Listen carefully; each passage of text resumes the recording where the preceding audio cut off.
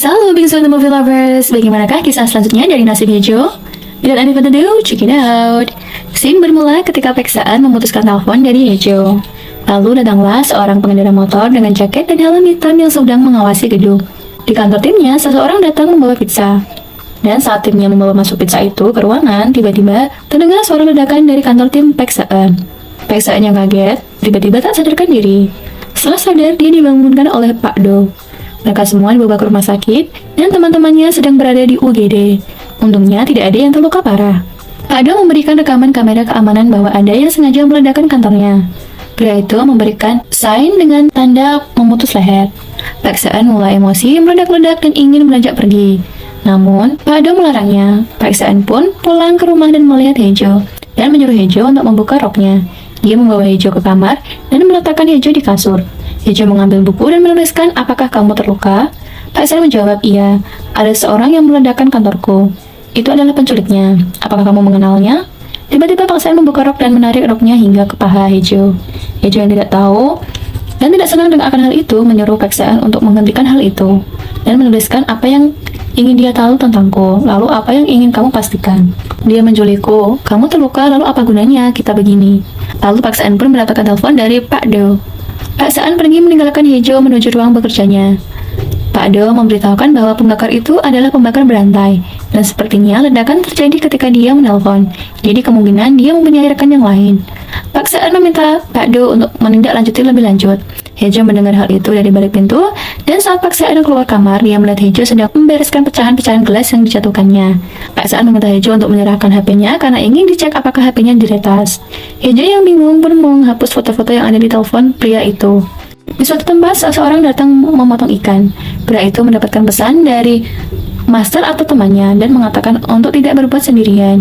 Di kantornya, Peksaan telah selesai memeriksa ponsel Hejo, dan dia penasaran melihat pesan dari seniornya. Dan Peksaan melihat chat mereka. Peksaan melihat foto yang bertuliskan Panti Asuhan Nuri. Saat melihat hal itu, Peksaan merasa curiga dan mencarinya di website. Jisangwo dan Yuri beserta tim channel menanyakan kepada Jisangwo kenapa belum mengungkapkan kasus kriminal apapun. Jisangwo mengatakan, "Ada satu hal yang ingin aku ungkap, yaitu kasus Panti Asuhan Nuri." Lalu scene kembali ke 20 tahun yang lalu. Panti asuhan itu berada di sebuah rumah besar. Jisangwo kecil bertemu dengan Tuan Muda Seoul pertama kali, dan Tuan Muda itu menggunakan topeng. Tuan Muda menuju kamar yang dipenuhi oleh mainan. Suatu hari dia melihat kejadian yang menakutkan di kamar itu. Jisangwo kecil yang takut pergi berlari dan cerita pun selesai. Peksaan yang melihat panti asuhan pun tertarik dan mencari informasi di internet.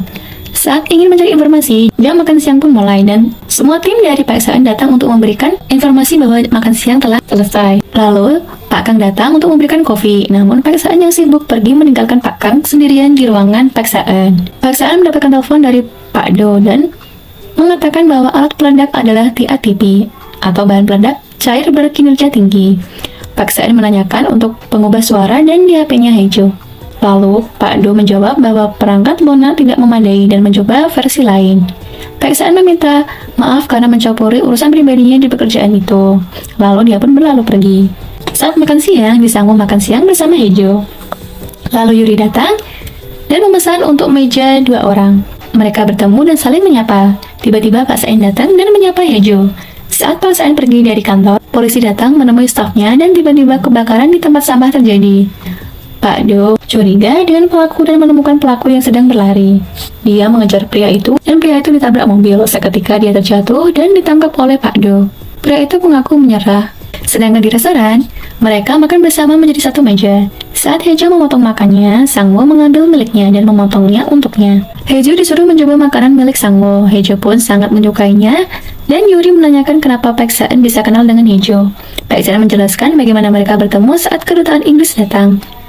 Sangwo pun menimpali bahwa makan bersama dengan Hejo merupakan hal yang istimewa baginya. Sangwo sangat perhatian dengan Hejo hingga membuat Peksaan terganggu. Dia menanyakan pekerjaan kepada Sangwo. Hejo merasa tidak nyaman dan pergi ke toilet. Saat terjadi kecanggungan di meja makan, Peksaan mendapatkan telepon dari Pak Do. Dan Pak Do memberitahu telah menangkap orang yang membuat kebakaran di kantor. Pak Do menggeledah rumahnya dan ternyata banyak bom rakitan di rumahnya. Saat pelaku sedang diinterogasi, pelaku tidak mengaku bahwa dia pelakunya. Saat selesai bicara di telepon, Hejo menemui Peksaan dan menanyakan kenapa dia di restoran itu dan kenapa bisa tahu. Peksaan menginformasikan bahwa kamu tidak mengenal seniormu secara baik. Bahkan, Aku juga belum mengenalmu dengan baik. Lalu Pak Saan pergi meninggalkan Hejo. Dan Pak Saan pamit meninggalkan teman-temannya yang sedang makan bersama. Hejo datang, tiba-tiba memberitahukan bahwa ada telepon dari Panti dan dia pun pamit mundur diri. Setelah tiba di Panti, Hejo diberikan informasi pendaftaran karyawan untuk juru bicara di kepresidenan. Senior di Panti memberikan nasihat kepada Hejo tentang suaminya. Di saat makan malam tiba, Pak Saan mendapatkan laporan dari Pak Do bahwa kebakaran itu terjadi beberapa kali di lingkungan tersebut tanpa dilaporkan ke polisi. Pak Saan memberikan kartu nama Ji Sang Wo kepada Pak Do. Pak Do pun mengenal nama itu karena nama itu sangat terkenal dan ternyata Ji Sang Wo mempunyai channel media sosial. Bahkan para wanita sangat menyukai dia karena tubuhnya. Lalu, Pak Do mempraktekkan gerakan Ji Sang Wo dan Pak Saan merasa tersinggung karena dia memuja Ji Sang Wo dan memberikan banyak tugas kepadanya. Ketika ingin pulang, Hejo melamun dan saat masuk ke mobil, Hejo terkunci di dalam mobil. Hejo terkunci di garasi mobil hingga membawanya ke atas. Tiba-tiba lagu di mobil diputar oleh seseorang dan ternyata mobil Hejo sedang diretas oleh seseorang. Saat selesai diteror, Hejo segera ke kamar mengecek HP miliknya pria itu. Di saat sedang mengecek HP, Pak Saan pun pulang. Hejo pamit pergi, namun Pak Saan menghadangnya dan menanyakan mau beli apa ke swalayan. Hejo ingin membeli pil dan es krim. Namun karena baik hati, Pak Saan pergi dan membelikan itu.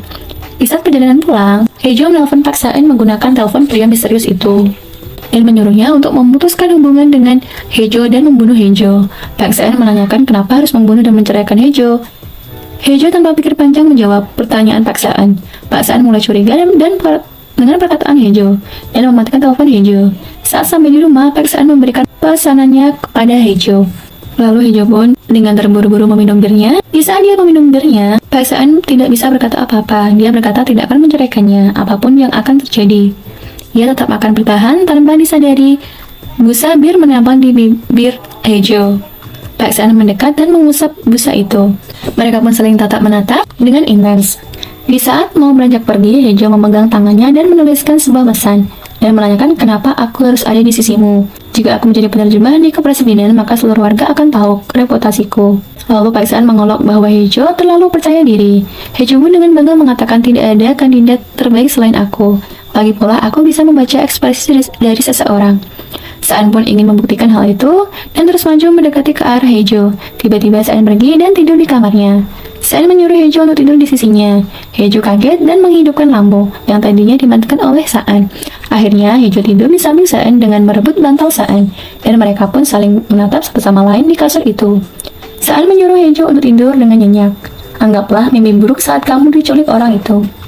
Hejo pun menatap Saan dengan intens. Saat Hejo memejamkan mata, Saan bangun dan pergi meninggalkan Hejo. Hejo bermimpi saat dia kecil berada di rumah sakit dan seseorang sedang menangisinya. Dia adalah ibu Hejo. Ibu Hejo marah karena Hejo masih hidup. Dia menyuruh Hejo untuk tetap diam selama-lamanya karena putri dan putra dari ketua telah meninggal. Hejo mengatakan beberapa lama lagi aku harus diam. Ibu menjawab selama gelombang mulai stabil. Tiba-tiba dia terbangun dan hari sudah pagi cerah. Saan pergi berolahraga bersama temannya. Temannya menanyakan, lalu bagaimanakah kelanjutan temanmu yang mengetahui foto telanjang istrimu? Apakah ada perselingkuhan? Saan mengatakan tidak ada perselingkuhan. Di rumah sakit, suster membawa ayah Hejo berkeliling taman. Karena ceroboh, dia meninggalkan ayah Hejo di taman itu sendirian. Tiba-tiba seorang pria misterius datang. Pria itu menyelimuti ayah Hejo dengan jaket dan membawa pergi ayah Hejo. Saat telah jauh, laki-laki itu menggunakan telepon ayah Hejo untuk menghubungi Hejo. Pria itu mempunyai bola mata yang berbeda. Satu berwarna coklat dan satu lagi berwarna hitam. Dan memiliki luka di lehernya. Dia menanyakan di manakah HP-nya. Hejo yang kaget seketika merasa sedih dan ketakutan. Pria itu menanyakan saat kau menggunakan HP-ku apa yang kau minta. Hejo menjawab dengan air mata menetes di pipi berceraian.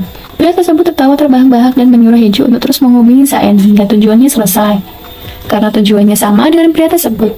Lalu pria itu menunjukkan 4 gigi berdarah ke Hejo. Telepon pun ditutup. Lalu Hejo berteriak memanggil ayahnya. Di tempat lain, ketika Saan selesai melakukan upacara pemakaman, dia mendapatkan telepon dari Hejo. Hejo pun segera menemui ayahnya di rumah sakit dan melihat ayahnya baik-baik saja. Dia pun mulai tenang dan menangis karena ayahnya mengatakan hal yang sama dengan penelpon tadi. Saat perjalanan pulang, Hejo diantar pulang oleh polisi. Dan radio pun mulai error. Hejo pusing dan ingin muntah. Dia membuat suara dan berteriak ingin keluar dari mobil. Polisi tersebut menepi. Lalu Hejo pun keluar dan muntah di pinggir jalan. Sambil menangis, tiba-tiba rombongan pengawal datang. dan seorang pria keluar dari mobil. Hejo pun melihat pria tersebut, yaitu pria itu adalah Saan. Saan menyuruh polisi yang mengantar tadi untuk pergi meninggalkan Hejo, agar Hejo bisa dijaga oleh Saan. Lalu polisi menanyakan, apakah kamu mengenalnya? Saya menjawab, dia adalah keluargaku, dia adalah istriku. Hejo kaget mendengar hal itu, mereka saling tatap menatap. Lalu bagaimana kisah selanjutnya? Saksikan terus channel Bingsu The Movie. Don't forget to like, share, and subscribe. Thank you for watching, bestie.